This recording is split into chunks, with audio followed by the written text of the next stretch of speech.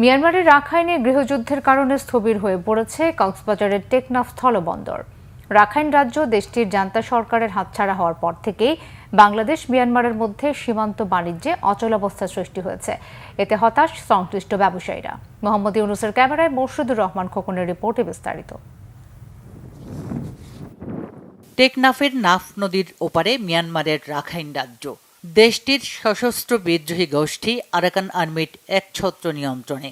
রাখাইনের পুরো ব্যবসা বাণিজ্য প্রশাসন তারাই নিয়ন্ত্রণ করছে।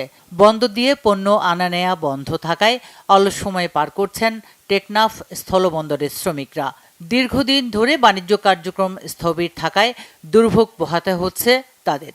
রেঙ্গুম থেকে যে বাণিজ্যগুলি আসতো, মানে আরাকান আর্মিরা ট্রলারগুলি সব আটকাইতেছে, সেজন্য নাকখন্ডিয়া থেকে আর কি সাগর দ্বীপের মুখন্দর থেকে, সেজন্য ওরা রেঙ্গুম থেকে কোনো বাণিজ্য ট্রলার টেকনাফ স্থলবন্দরে আসা বন্ধ। এখানে তো অনেকদিন যাবতীয় কোনো ব্যবসা বাণিজ্য নাই, আমরাও দোকান পাটলে বেশি কষ্টে আছি সংসার নিয়ে। এটা যদি সুরাহা একটা হয় তাহলে আমাদের শ্রমিক ভাইদের জন্য ভালো হবে।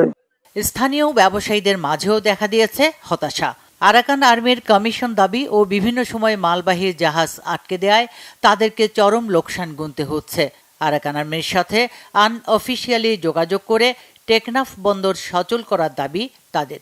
টেকনাফ স্থল বন্দর এখন আসলে একদম সম্পূর্ণটাই বন্ধ ধরতে গেলে, মাঝখানে কিছু কিছু আসে পণ্য যাওয়া আসা করতে গেলে সম্পূর্ণ বন্ধ।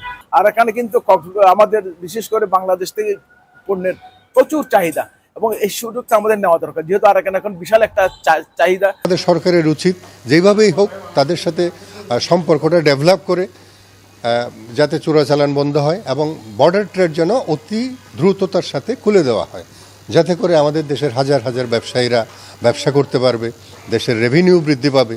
এই জিনিসগুলো মাথায় রাখতে হবে। আরাকান আর্মি মিয়ানমারের সীমান্ত এলাকা দখলের পর থেকে আমদানি রপ্তানিতে ধস নেমেছে বলে জানালেন টেকনাফ স্থলবন্দরের এই রাজস্ব কর্মকর্তা।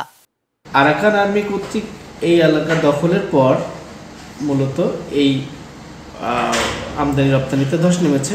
আরাকান রাজ্যের সাথে যদি বাংলাদেশের সম্পর্কটা উন্নতি হয় তাহলে এই জাহাজ আসার ক্ষেত্রে কোনো প্রতিবন্ধকতা থাকবে না। গত মার্চে রাখাইন রাজ্য থেকে টেকনাফ স্থলবন্দরে 675.43 মেট্রিক টন বিভিন্ন পণ্য আমদানি হয়েছে। এতে সরকারের 7,96,05,265 টাকা রাজস্ব আদায় হয়েছে। টেকনাফ স্থলবন্দরের স্থবিরতা কাটাতে দ্রুত কার্যকর পদক্ষেপ নেয়ার তাগিদ সংশ্লিষ্ট সবার। Bangla vision news desk.